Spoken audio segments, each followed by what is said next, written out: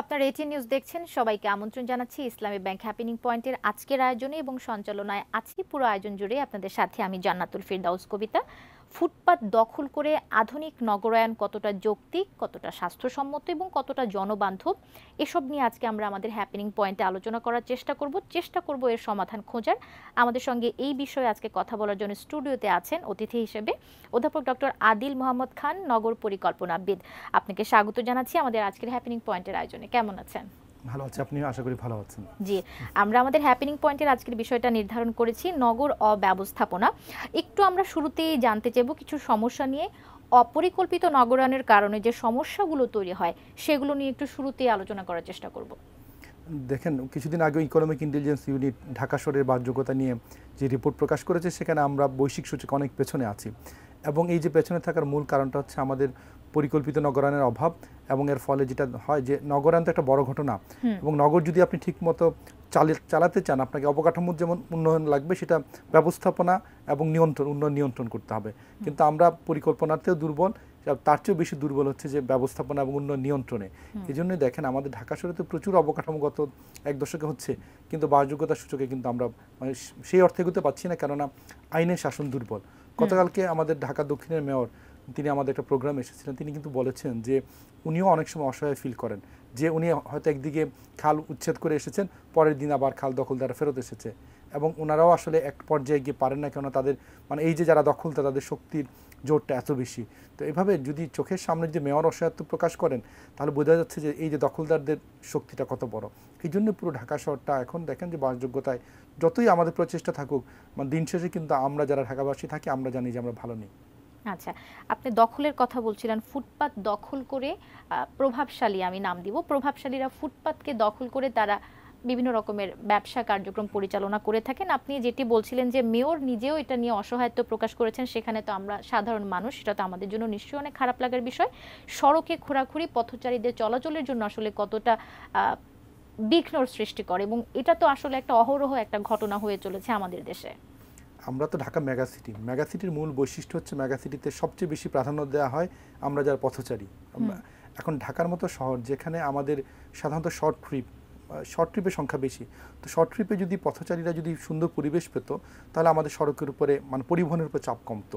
অথচ বিপরীতে ঢাকাতে পথচারীরা সবচেয়ে প্রান্তিক, সবচেয়ে দুর্বল। আপনি যে রাস্তা দিয়ে হাঁটতে যাবেন, সেখানে গিয়ে দেখবেন যে হয়তো হকার, না হয় সেখানে খোরাখুরি বা হয়তো কনস্ট্রাকশন একটা কিছু আছেই। তাহলে এই যে আমাদের যে সড়কে পথচারীদের প্রাধান্য দিতে হবে, সেটা আমরা 2005 সালেই কিন্তু পদচারী বান্ধব নীতিমালাকে প্রাধান্য দেওয়ার কথা আমাদের যে পরিবহন পরিকল্পনা এসটিপি যেটা বলে 2005-এ, সেখানে বলা হয়েছিল। কিন্তু বিগত সময়গুলোতে আমরা পথচারীরা আরও প্রান্তিক হয়ে গেছি, এবং সাম্প্রতিক বিভিন্ন পরিসংখ্যানে এসেছে যে ঢাকায় যে বিভিন্ন রোড অ্যাক্সিডেন্ট হয়, সেখানে পথচারীরা কিন্তু উদ্বেগজনক হারে আক্রান্ত হচ্ছেন, অথচ ওনারা কিন্তু রোড ইউজও করছে না। ওনারা সেই অর্থে আমাদের যে ফুটপাথ দিয়ে হেঁটে গেলেও তারা এই অর্থে আহত নিহত দুটোই হচ্ছেন। আবার আরেকটা রিপোর্ট সম্প্রতি প্রকাশ হয়েছে, সেটা ডয়েচে ভেলি, তারা বলেছে ঢাকার রাস্তায় হকার বা এই ধরনের যে ইনফর্মাল অ্যাক্টিভিটির যেই পলিটিক্যাল ইকোনমি, সেখানে প্রায় 3000 কোটি টাকা ব্যবসা করে নিচ্ছে সিন্ডিকেটরা। এবং এই 3000 কোটি টাকা একদিকে আমাদের এই সিন্ডিকেটের কারণে সরকার এই অংশের কোনোটাই পাচ্ছে না। এই সিন্ডিকেটের মধ্যে আইনশৃঙ্খলা বাহিনী, পুলিশ আছে, রাজনৈতিক যারা আছে, রাজনৈতিক অনেকের সংস্রব আছে, আর আছে লাইনম্যান। এই একটা যে চক্র, এই চক্রটাই কিন্তু আপনার এই 3000 কোটি টাকার ভাগ নিচ্ছে। তারা টাকা নিয়ে যাচ্ছে এক কথা, কিন্তু আমরা যারা পথচারী, আমরা তো এই হকাররা এই যে জায়গা বিভিন্ন আমাদের রাস্তায় বসে আছে, আমরা কিন্তু হাঁটতে পারছি না। এবং হাঁটতে না পারার কারণে যেটা হচ্ছে যে আমরা ঢাকাবাসী, যেটা আমাদের এমনিতে গণপরিবহন নাই, আমরা হেঁটে যেতে যাচ্ছি সেটাও নাই, তাহলে আমাদের দৈনন্দিন যাতায়াত অত্যন্ত কষ্টকর হয়ে যায়। এবং হকারদের আমরা তো আসলে পাই, হকারদের যারা পেছনে থাকে তাদেরকে তো আমরা আসলে খুঁজে পাই না, বা তাদের কাছে অভিযোগ আমরা নিয়ে যেতে পারি না। এই যে হকার, তাদেরকে যখন উচ্ছেদ করা হয়, তখন তারা আবার একরকমের একটা তাদের অভিযোগ থাকে যে আমরা আসলে কি করে খাবো, আমরা তো সেখানেও চাঁদা দিই, আমাদের যদি একটু আয়ের ব্যবস্থা না করা হয়, বা এটা থেকেই তো আমাদের আয় হয়, আমাদের সংসার চলে, সেখানেও একটা দুঃখজনক ঘটনার কথা। রাস্তা প্রশস্ত করতে গিয়ে ফুটপাতকে ছোট করা হচ্ছে, এটা নিয়ে আপনি কি বলবেন? ঢাকায় আমরা এমন অনেক সড়ক দেখেছি, মহাখালী, বনানীর মতো অভিজাত এলাকা, এমনকি উত্তরার মতো এলাকাতেও, যেখানে ফুটপাতগুলো ছিল আমরা হাঁটতে পারতাম, সেখানে বলা হচ্ছে সড়ক প্রশস্তকরণ প্রকল্প, সেখানে ফুটপাতকে সংকুচিত করা হয়েছে। আমরা বাইরের দেশে যখন গেলে দেখি একটা ফুটপাত 15 ফিট 20 ফিট, অনেক বড়, অনেক 2 লেনের সমান ফুটপাতও আছে, কেননা মানুষ হাঁটবে না, মেগা সিটি মানেই মানুষ হাঁটবে।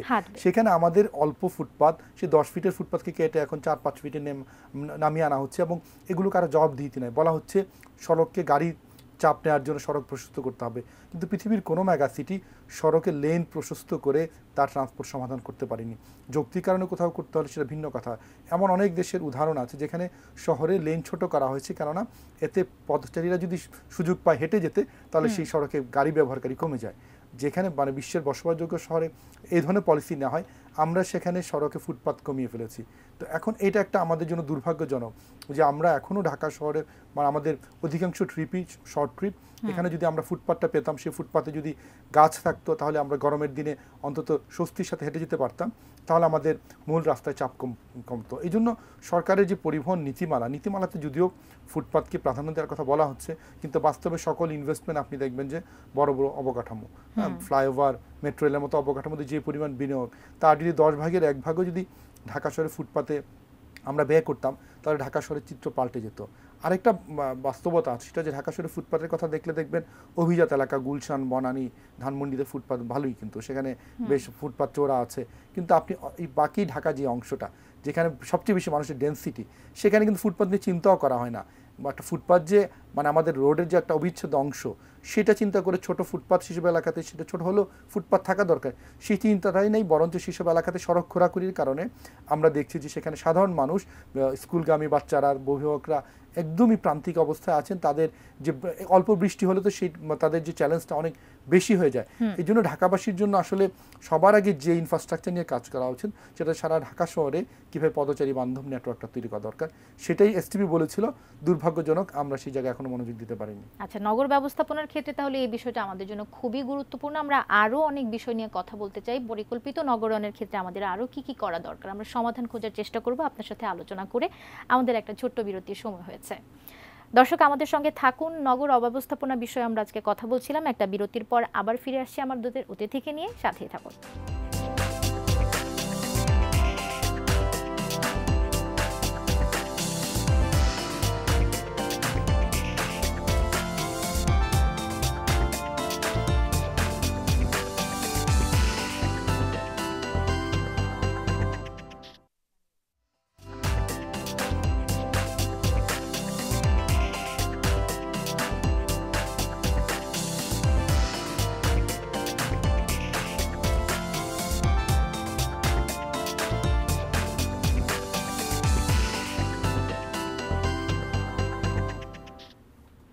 বিরতির পর ফিরে এসে সবাইকে আবারও হ্যাপেনিং পয়েন্টের আয়োজনে আমন্ত্রণ জানাচ্ছি। আমরা কথা বলছিলাম নগর অব্যবস্থাপনা নিয়ে এবং কথা বলছিলাম অধ্যাপক ডক্টর আদিল মোহাম্মদ খানের সাথে, যিনি একজন নগর পরিকল্পনাবিদ।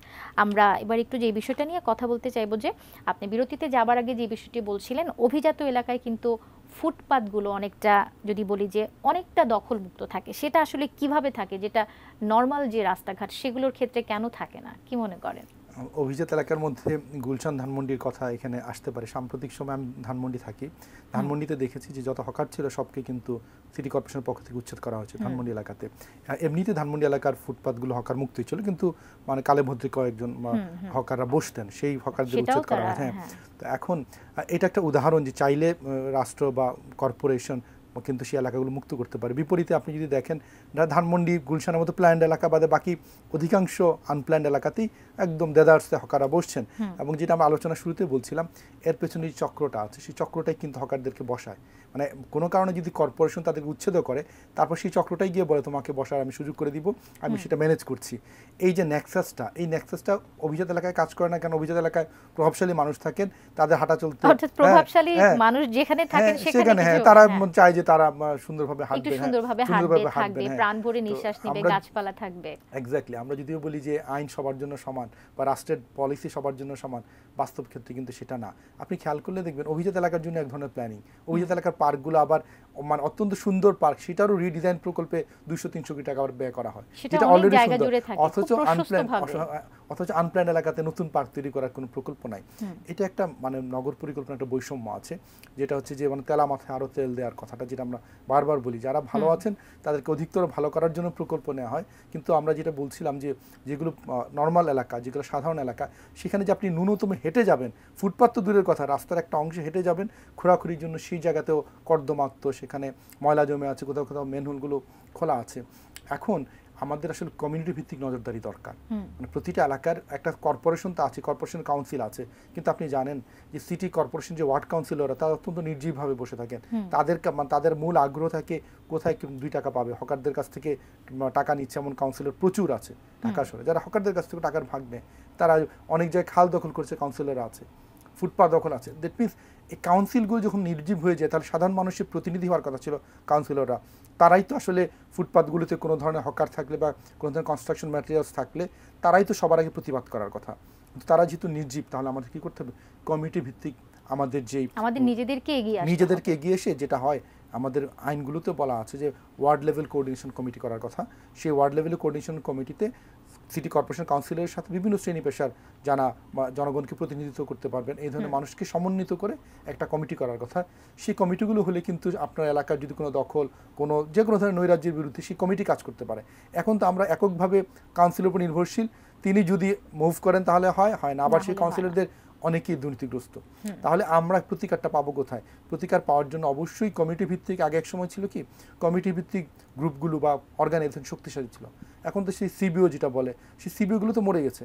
আপনি ঢাকা শহরে খুবই মানে রেয়ারলি পাবেন যে কোথাও কোথাও যে কমিটি ভিত্তিক যারা আছেন তারা এলাকা সুখ দুঃখ নিয়ে আলাপ করে, কোনো মোবিলাইজেশন করে, এটা হারিয়ে গেছে। সেটা একদম রেয়ারই বলা যায়, একদম রেয়ার। মানুষ এখন অনেক ক্ষেত্রে মত প্রকাশ করতে ভয় পায়, ভাবে যে আমার কি বিপদ হলো, বিপদের স্কেলটা নিয়েও মানে তারা চিন্তিত থাকে। আগে মানুষের চিন্তার জায়গাটা এই লেভেলে ছিল না, যে আমি রাস্তায় একটা জিনিস নিয়ে কথা বলবো, কাউন্সিলর বা সরকারি প্রতিনিধির সাথে কথা বলবো, পাছে আমার কোনো বিপদ হয় কিনা, এই চিন্তাটা এখন ঝুঁকিটা অনেক বেড়ে গিয়েছে, এবং মানুষ মনে করে যে কোনোভাবে বেঁচে থেকে ঢাকা হচ্ছে এখন শুধুমাত্র দিন পার করা, তার ইকোনমির সোর্স ঢাকা এতটুকু, কিন্তু বাহ্যিকতার জন্য খেলার মাঠ, ফুটপাত, গণপরিসর, একটু খোলা জায়গা, এই জিনিসগুলো আর এখন মানুষ মনে করে এটা আর আমাদের আর পাওয়া হবে না, এটা মেনে নিয়ে আছে। কিন্তু আসলে তেমনটা তো হওয়ার কথা ছিল না। আমরা যদি যেই সমাজ গড়তে চাই, বাসযোগ্য সমাজ এবং ভালো দেশ তৈরি করতে গেলে নাগরিকদের স্পেস দিতে হবে, শিশু কিশোরদের একটা সুন্দর শহর দিতে হবে, এই জায়গাটাতে নিয়ে আমাদের চিন্তা করার অবকাশ আছে। এবং এই ক্ষেত্রে রাজনীতির জায়গাটা যখন এখন অনেক দুর্নীতিগ্রস্ত হয়ে যাওয়াতে রাজনীতিবিদরা, সংসদ সদস্যরাও কিন্তু এলাকার সুখ দুঃখ নিয়ে তেমন একটা কথা বলেন না। তো এই স্পেসটা হারিয়ে গেছে। এখন একটা পরিকল্পনার বিষয়, যে পরিকল্পনা মাফিক আমাদের ডিটেল এরিয়া প্ল্যান তৈরি করা হয়েছে, সেখানে প্রপোজিশন আছে যে না, ফুটপাথকে সর্বাগ্রে প্রাধান্য দিতে হবে। কিন্তু আমাদের এটা প্রাধান্য দিতে গিয়ে আমাদের প্রতিটা এলাকাতে সেখানে রিক্সাগুলো কোথায় চলবে, রিক্সার পার্কিং কোথায় হবে, কোনো যদি মোটরাইজড ভেহিকেল তার পার্কিং কোথাও অ্যালাউ করা যাবে, কোথায় যাবে না, এই জন্য আমরা বলি কমিটি ভিত্তিক একটা প্ল্যান লাগে, কমিউনিটি মোবিলিটি প্ল্যান। সেই প্রতিটা ওয়ার্ডের আলাদা, এটা ঢাকার শহরের প্ল্যান না। সেটা আমাদের থেকে অনেকটা, যেটি বলছিলেন যে হারিয়ে গেছে। সুন্দরভাবে প্রাণ ভরে নিঃশ্বাস নিয়ে বেঁচে থাকার অধিকার যে আমাদেরও আছে একজন সাধারণ নাগরিক হিসেবে, আমরা আসলে সেটা ভুলেই যেতে বসেছি। একটু এবার এই বিষয়টা নিয়ে কথা বলতে চাইবো যে ফুটপাতে যখনই রাস্তায় একটু জ্যাম লাগে তখন কিন্তু ফুটপাত দিয়ে মোটরসাইকেল উঠিয়ে দেওয়া হয়। হাইকোর্টের নির্দেশের পরও যে এই যে নিয়মগুলো অমান্য করা হচ্ছে, সেটা নিয়ে আসলে কি বলার আছে আপনার? আমাদের গত 1 দশকে ঢাকা শহরে সবচেয়ে বেশি বেড়েছে মোটরসাইকেল। প্রাইভেট কার তো বেড়েছে, কিন্তু মোটরসাইকেল বেড়েছে কারণটা গণপরিবহনের যে ক্রাইসিস ছিল। এখন সেই আমাদের মোটরসাইকেলগুলো সেগুলো এখন নৈরাজ্যকরভাবে আমাদের ফুটপাতের উপরে উঠে যাচ্ছে। এবং আপনি খেয়াল করেছেন জিনিসটা, অনেক ফুটপাতের মধ্যে পোল বসানো হয়েছে যেন মোটরসাইকেল না যেতে পারে। দ্যাট মিনস আমাদের গভর্নেন্সের অবস্থা কত দুর্বল, যেখানে ফুটপাতের ভেতরে যদি আপনি পোল বসান, সেখানে তাহলে যারা প্রতিবন্ধী, যারা হুইল চেয়ার ব্যবহার করেন, তারা তো যেতে পারবেন না। আমরা সার্বজনীন রাস্তার কথা বলছি, তাহলে সেখানে পোল বসিয়ে মোটরসাইকেল ঠেকাচ্ছে। দ্যাট মিনস মোটরসাইকেলগুলো এই যে ফুটপাতে উঠতে পারবে না, এটা দেখভাল করার মতো আমাদের যে শাসন ব্যবস্থা অকার্যকর হয়ে গেছে। এবং এই অকার্যকর হওয়ার কারণে হাইকোর্টকে রায় দিতে হয়। আপনি পৃথিবীর কোথাও শুনবেন না হাইকোর্টকে রায় দিতে হবে যে মোটরসাইকেল ফুটপাতে উঠতে পারবে না, মোটরসাইকেল ফুটপাতে উঠতে পারবে না। এটা তো কনভেনশন, এটা তো রুলস। এমন কোনো নতুন আইন তো তৈরি হয়নি যে মোটরসাইকেলগুলোকে ফুটপাতে যাওয়ার সুযোগ করে দেওয়া হয়েছে।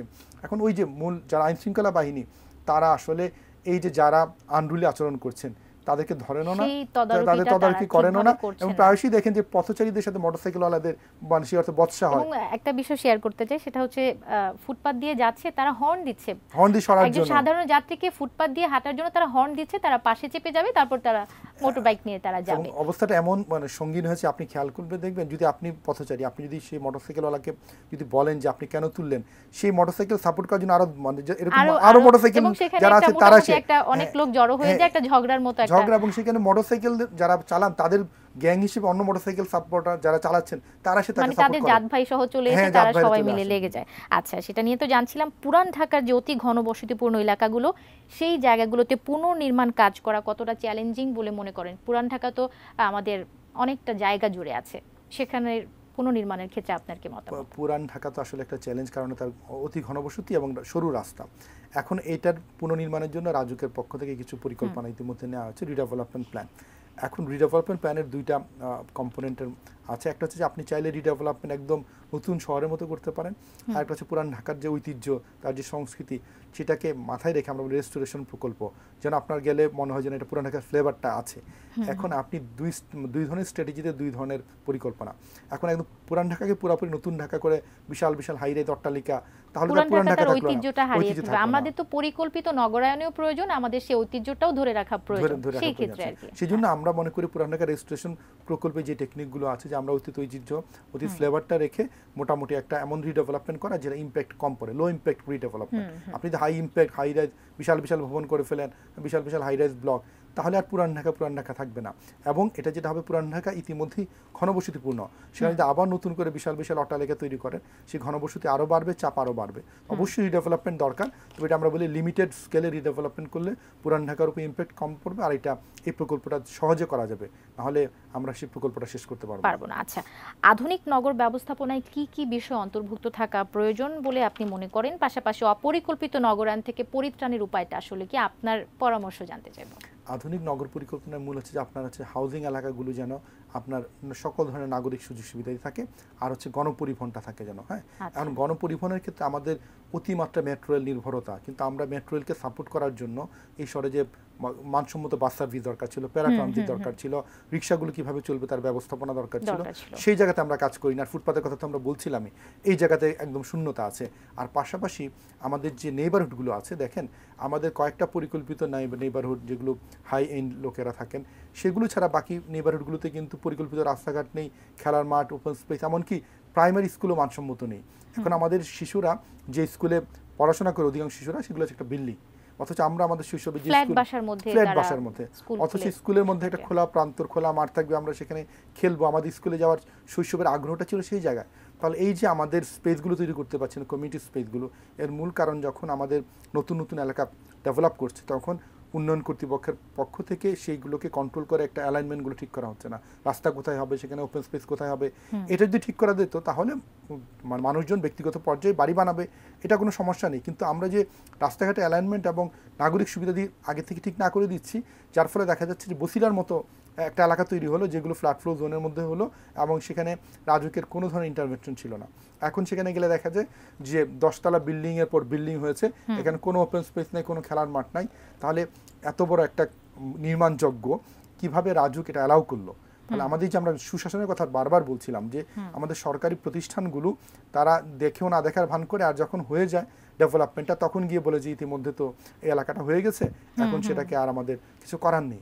কিন্তু বাইরের দেশে নগরায়ন তো এইভাবে হয় না, তারা আগে থেকে বর্ধিত নগর এলাকার জন্য প্ল্যান তৈরি করে দেয়, সেখানে মানুষজন সেখানে উন্নয়ন করে। আপনাকে অসংখ্য ধন্যবাদ, আমাদের মাঝে আপনি এসেছেন, আপনার মূল্যবান পরামর্শ দিয়েছেন। আমরা চেষ্টা করেছি আপনার সঙ্গে আলোচনা করে এর সমাধান আমাদের দর্শকদেরকে দেওয়ার জন্য অসংখ্য ধন্যবাদ। আপনাকেও ধন্যবাদ।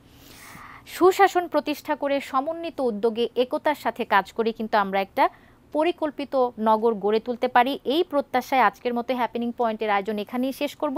ভালো থাকবেন, সুস্থ থাকবেন, এটিএন নিউজের সঙ্গেই থাকবেন।